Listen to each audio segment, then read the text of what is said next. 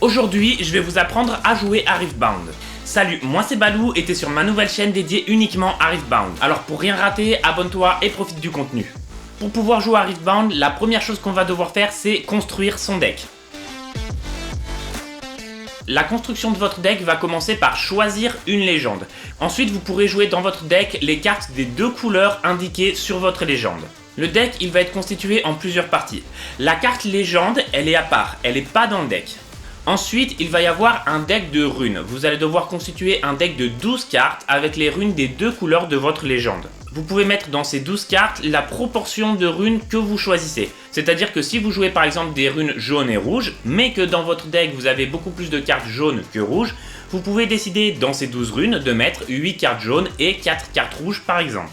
Ensuite, vous devez constituer votre deck avec 40 cartes. Dedans, il va falloir choisir des champions correspondant à votre légende, c'est-à-dire que si votre légende c'est Jinx, il y a aussi des cartes d'unité de champion qui s'appellent Jinx. Et c'est important car on le verra plus tard, vous pourrez commencer avec une de ces unités face visible dès le départ. Dans ce deck de 40 cartes, vous aurez le droit de mettre 3 copies de chaque carte, que ce soit des unités, des sorts ou des équipements. Ensuite, vous devrez choisir 3 champs de bataille. Les champs de bataille, ce sont les endroits où ont lieu les combats pour gagner des points. Et donc ces 3 champs de bataille, on le verra par la suite, il y en aura un en jeu. Et le but, c'est que son effet bénéficie plus à vous qu'à votre adversaire. Donc on récapitule. Une légende, un deck de 40 cartes avec vos sorts, unités et équipements, un deck de 12 cartes avec vos runes, et 3 champs de bataille. C'est tout pour la construction du deck. Ensuite, il y a la phase de préparation de la partie. Vous aurez une sorte de plateau de jeu où tout est indiqué au niveau de l'emplacement des cartes.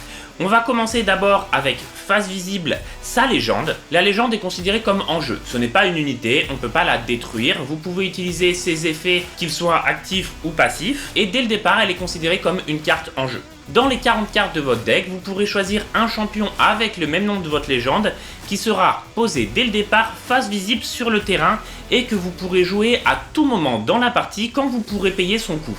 On va voir juste après comment on paye le coût des cartes. Donc chaque légende a 2 champions correspondants, il faudra choisir celui qui correspond le plus à votre deck.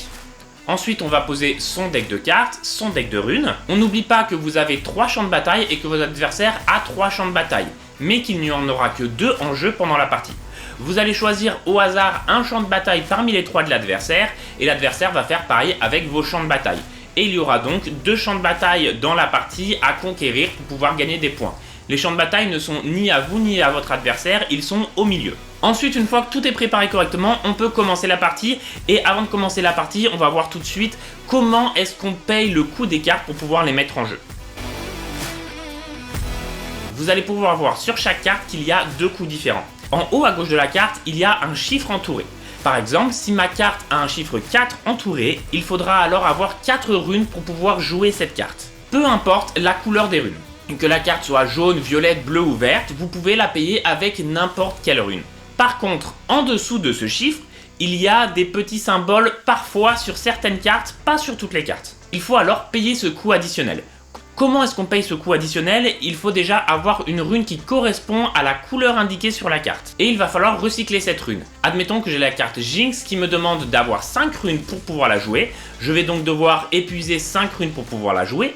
Et ensuite, je dois recycler une rune KO, violette, pour pouvoir la jouer. Recycler, on verra après, c'est-à-dire qu'on doit prendre une rune qui est sur le terrain et la mettre en dessous de notre deck de runes. Voilà comment on paye le coût des cartes. Maintenant, on va voir comment marquer des points pour gagner la partie. La partie va s'arrêter dès que le premier joueur aura marqué 8 points. Pour avoir des points, ça va se passer sur les champs de bataille. Tous les tours, vous allez pouvoir décider d'envoyer ou non des unités combattre sur les champs de bataille. Ces unités, une fois qu'elles ont combattu sur le champ de bataille, elles y restent. Il y a donc votre base, 2 champs de bataille. Lorsque vous jouez une unité, elle arrive sur votre base. Et ensuite, vous pouvez décider de l'envoyer sur des champs de bataille. Lorsque vous envoyez des unités sur des champs de bataille, s'il n'y a aucune unité adverse sur le champ de bataille, vous avez conquis le champ de bataille et vous marquez donc un point. S'il y a des unités adverses sur le champ de bataille, il y a une bagarre entre les unités. Si vous gagnez, vous marquez un point. Si vous ne gagnez pas, vous marquez pas de point. La deuxième manière de marquer un point, c'est au début de son tour de jeu d'avoir déjà un champ de bataille que vous avez conquis. C'est-à-dire, par exemple, moi j'attaque sur un champ de bataille, je le conquiers, je le gagne, je marque un point. Si au tour du joueur adversaire, il n'arrive pas à récupérer ce champ de bataille, à mon prochain début de tour, j'aurai donc encore un deuxième point supplémentaire parce que je possède toujours ce champ de bataille. Pour marquer le 8e point, c'est un petit peu différent. L'information que je vais vous donner n'est pas fiable à 100%, mais il me semble bien que pour marquer le 8e point, il y a deux possibilités. Soit il faut conquérir à tout prix les deux champs de bataille en même temps, c'est-à-dire que lorsqu'on a 7 points, si on prend un champ de bataille, on ne marque pas de points. Soit il faut posséder un champ de bataille au début de son tour. Cette règle est assez importante car vous allez voir en début de partie, on conquiert les champs de bataille assez vite et ça va permettre de pouvoir donner des parties un petit peu plus intéressantes. Et maintenant on va passer au déroulement de la partie, comment est-ce qu'on joue son tour. D'abord, il faut savoir que tous les tours, vous allez mettre 2 runes qui sont au-dessus de votre deck de runes en jeu. Sauf lors du deuxième tour, c'est-à-dire que pour qu'il y ait un équilibre, le premier joueur, lorsqu'il commence, il met 2 runes en jeu. Ensuite, au tour du deuxième joueur, il va mettre 3 runes en jeu. C'est la seule fois où il y aura 3 runes en jeu durant la partie. Ensuite, à chaque tour, chaque joueur rajoute 2 runes en jeu. Ça, c'est intéressant par rapport au coût des cartes. C'est-à-dire que quand vous commencez à jouer en premier, vous allez avoir en début de partie des runes par 2. Au premier tour, vous aurez 2 runes, au deuxième tour 4 runes, au troisième tour 6 runes. Alors que le joueur qui joue en second, à son premier tour, il aura 3 runes, à son deuxième 5, à son troisième 7. Donc, selon si on joue premier ou deuxième, on n'a pas forcément envie de voir les mêmes cartes en main. Ça, c'est pour le fonctionnement des runes. Je reviens sur quelque chose d'important que j'aurais peut-être dû vous dire avant le fonctionnement des runes. Au début de la partie, chaque joueur commence avec 4 cartes en main. Sur ces 4 cartes, on a le droit d'en mulligan 2. Qu'est-ce que ça veut dire? C'est-à-dire que sur les 4 cartes que vous avez en main, vous avez le droit de prendre une ou 2 cartes qui ne vous plaisent pas, de les mettre au-dessous de votre deck et d'en récupérer autant du dessus de votre deck dans votre main. Vous aurez donc une chance dès le départ d'avoir les cartes qui vous intéressent par rapport aussi à votre position dans la partie. Si vous jouez en premier ou en deuxième, on n'a pas forcément besoin du même coup en runes au niveau des cartes. Ensuite, au début du tour de chaque joueur, toutes les cartes qui ont été épuisées, c'est-à-dire que lorsqu'on va jouer, vous allez voir, on épuise des cartes, on va devoir les remettre droites pour les préparer. Ensuite, on met 2 runes du dessus du deck en jeu. On pioche une carte, et là, on peut commencer à jouer les cartes qu'on a en main en payant leur coût. Lorsque vous payez le coût en runes pour jouer une carte, vous épuisez votre carte en la mettant sur le côté. Elle ne sera donc plus utilisable jusqu'à ce qu'elle soit remise droite. Lorsque vous payez un coût en recyclage de runes, vous prenez la rune et vous la mettez sous votre deck de runes. Ensuite, une fois que vous avez posé les unités qui vous intéressent, elles arrivent toujours en jeu déjà épuisées, c'est-à-dire déjà tournées sur le côté. Elles ne sont pas utilisables ce tour-ci, sauf capacités spéciales qui permettent de rendre les cartes utilisables dès le premier tour. Il va y avoir ensuite la phase de combat. Si vous avez des cartes prêtes, c'est-à-dire qui ne sont pas engagées, vous pouvez décider de les envoyer sur les champs de bataille. Chaque unité peut être envoyée bien sûr sur un seul champ de bataille. Une fois qu'une unité est envoyée sur un champ de bataille, il va y avoir un combat entre 2 unités. Il faudra simplement comparer le niveau de puissance de la carte, c'est-à-dire le chiffre en haut à droite sur la carte, il y a un petit rond avec un niveau de puissance. Si par exemple mon unité est de 5, elle a donc 5 points de vie et 5 points d'attaque. Si elle combat contre une unité de 4, elle va lui infliger 5 dommages et elle va recevoir 4 dommages. Donc mon unité va survivre et l'unité adverse va mourir. Si il y a plusieurs unités qui combattent contre plusieurs unités, on va faire une addition de tous les dommages totaux et chaque joueur va décider à quelle carte il les inflige.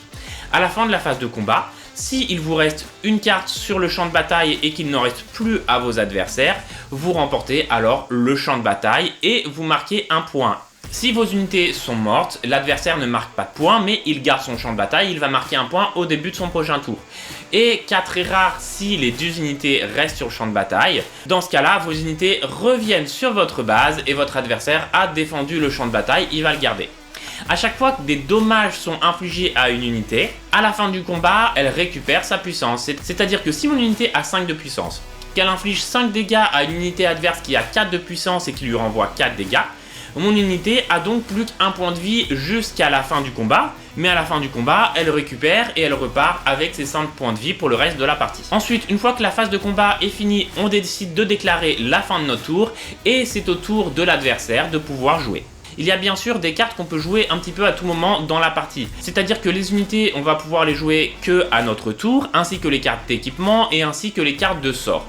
Mais il y a aussi des cartes réaction qu'on peut jouer à n'importe quel moment dans la partie.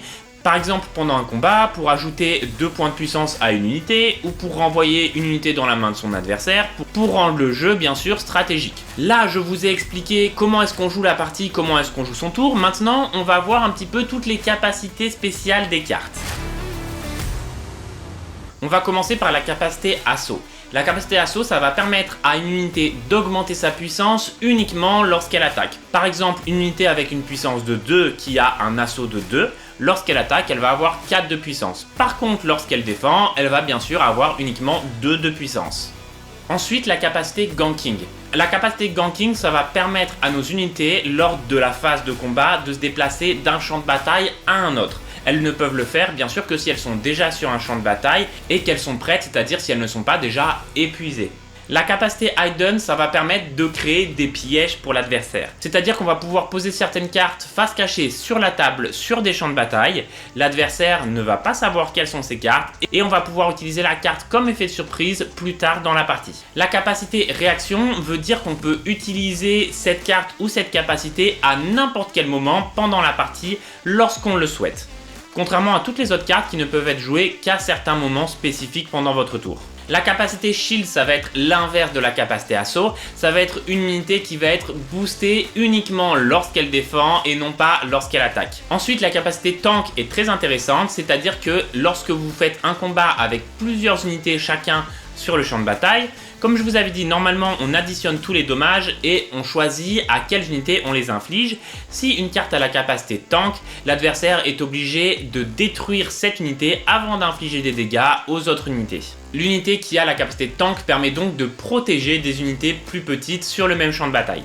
La capacité Deflect va obliger votre adversaire à payer un coût supplémentaire lorsqu'il veut cibler la carte qui a la capacité Deflect.